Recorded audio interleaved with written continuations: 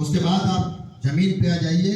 जमीन के अंदर रहने वाले प्राणी, चाहे सांप हो, चूहे हो, नेवला हो, छछूंदर हो, कोई भी हो, सब जमीन के अंदर रहते हैं, मगर उनका पेट नीचे रहता है और रीढ़ की हड्डी ऊपर रहती है। उसके बाद आप जमीन के ऊपर चलने वाले प्राणियों को देखिए, गाय, घोड़ा, बकरी, भैंस, कुत्ता, सभी जानवरों में रीढ़ की हड्डी ऊपर होती है, पेट नीचे होता है।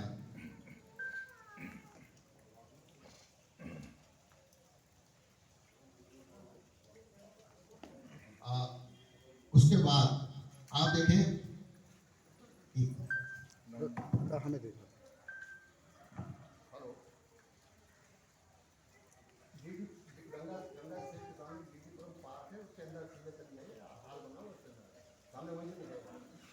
हाँ, पार्क के अंदर ही, हाँ, वहीं से, हाँ, वहीं से दिख जाएगा। माइक की आवाज भी आएगी, सुनाई देगी। योग दिवस के अवसर पर हमारा कार्यक्रम संचालन कर रहे श्री डॉक्टर थोड़ा भारद्वाज। इंटरप्ट बीच में हो गया। अगर हम उड़ने वाले पंछियों को देखें इसके बाद, तो सारे उड़ने वाले पंछी जो पेड़ पे रहते हैं, उड़ते हैं, उनकी भी रीढ़ की हड्डी ऊपर, पेट नीचे रहता है। और सारे जीव जंतु का पेट नीचे रहता है और पेट के बल ही सो जाते हैं। अब पांचवी अवस्था में अगर हम अपने आप को देखें, तो हम जो है कैसे खड़े हो गए। इंसान का बच्चा अगर देखें तो 2 महीने 3 महीने का जब हो जाता है, उसको माताएं सीधा पेट के बल लिटा देती हैं, और 1-2 घंटे के बाद जब उसकी नींद खुलती है तो वो पेट के बल लेटा मिलता है, वो अपनी ओरिजिनल पोजीशन पे आ जाता है। पिताजी बाहर से आते हैं, अपनी बड़ी बेटी से कहते हैं, बिटिया, बेटी, गुड्डी, गुड्डे को सीधा कर दो। गुड्डी ने गुड्डे को सीधा कर दिया, यहां से तख्ता पलट हो गया, पलट दिया तख्ता, फिर वहीं से आदतें बदलनी शुरू हो जाती हैं। और अगर बच्चे को देखें तो जैसे चौपाए चलते हैं, रीढ़ चलते समय भी रीढ़ की हड्डी ऊपर, पेट नीचे रहता है, बच्चा भी ऐसे ही चलना सीखता है। इंसान का बच्चा घुटने घुटने चलता है, चारों पैरों का इस्तेमाल करता है, पेट नीचे, रीढ़ की हड्डी ऊपर। फिर पिताजी एक छोटी सी लहड़ू ला के देते हैं, उंगली पकड़ के खड़ा कर देते हैं और लहड़ू पकड़ा देते हैं, बोले इससे चलना सीख। अब तो सीधे खड़े होकर चलना सीख जाता है। अब हमारे पूर्वजों ने हम लोगों को खड़ा कर दिया, अब हम खड़े हो गए।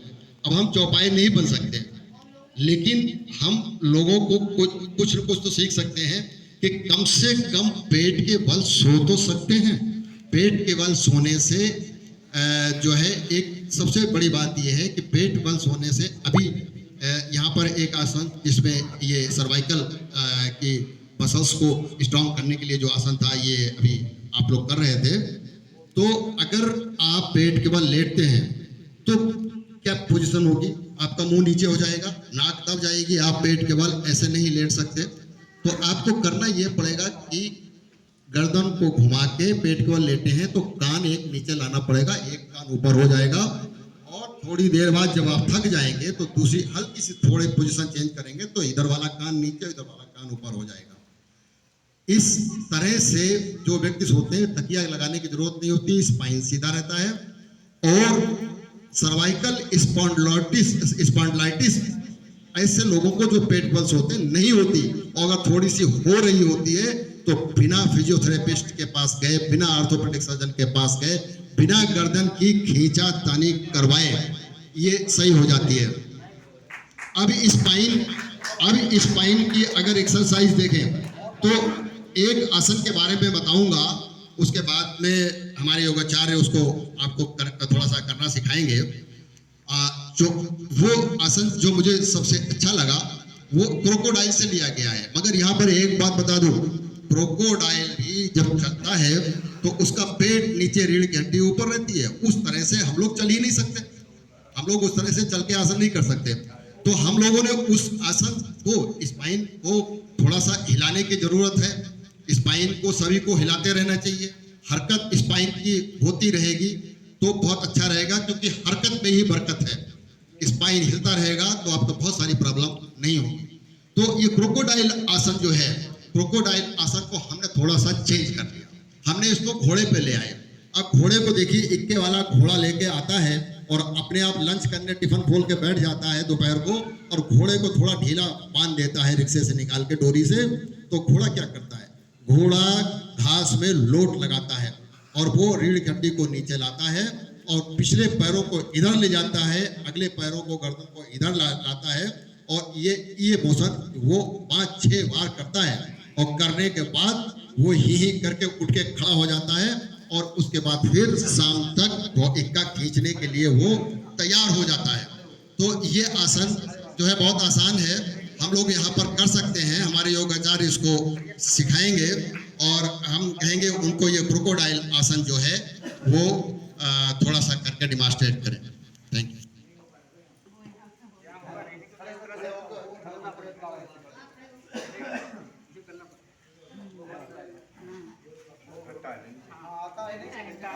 आप लोग करके दिखा दो, बाकी त्रिनेत्र करा दो। आप लोग करके दिखा दो त्रिनेत्र। ये क्रोकोडाइल आसन, हाथों को यहाँ रखा जाता है और इस तरह से पूरा बैठ के पैरों को यहाँ कूद के ये ना रखा, ये इस तरह से यहाँ सीधी ना यहाँ पर हाथों को अच्छे से करनी चाहिए।